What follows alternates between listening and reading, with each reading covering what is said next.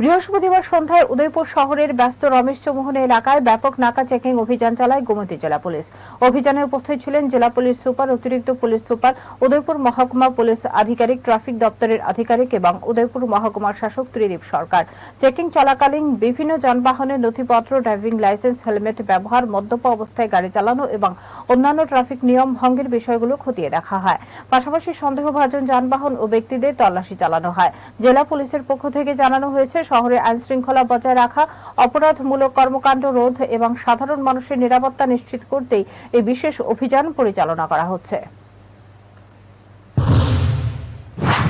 জনগণের সুরক্ষার স্বার্থে এবং ট্রাফিক বিধি যাতে মেনে চলে, এটার জন্য আজকে একটা স্পেশাল ড্রাইভ আমাদের ডিস্ট্রিক্টের তরফ থেকে, ডিস্ট্রিক্ট অ্যাডমিনিস্ট্রেশনের তরফ থেকে। এখানে আপনি দেখছেন যে আমাদের এসপি সাহেব এবং এসডিএম সাহেবও আছেন, ইভেন ভেহিকলস ইন্সপেক্টর, আমাদের নানান ট্রাফিক এবং আরটিও বিএসএ স্টাফ আছে।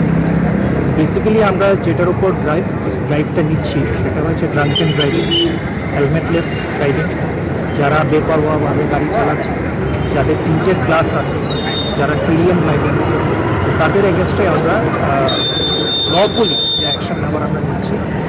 এবং আপনাদের মধ্যে দিয়ে আমার একটা আবেদন থাকে জেলার সমস্ত জনগণের কাছে যে আপনারা ট্রাফিক বিধি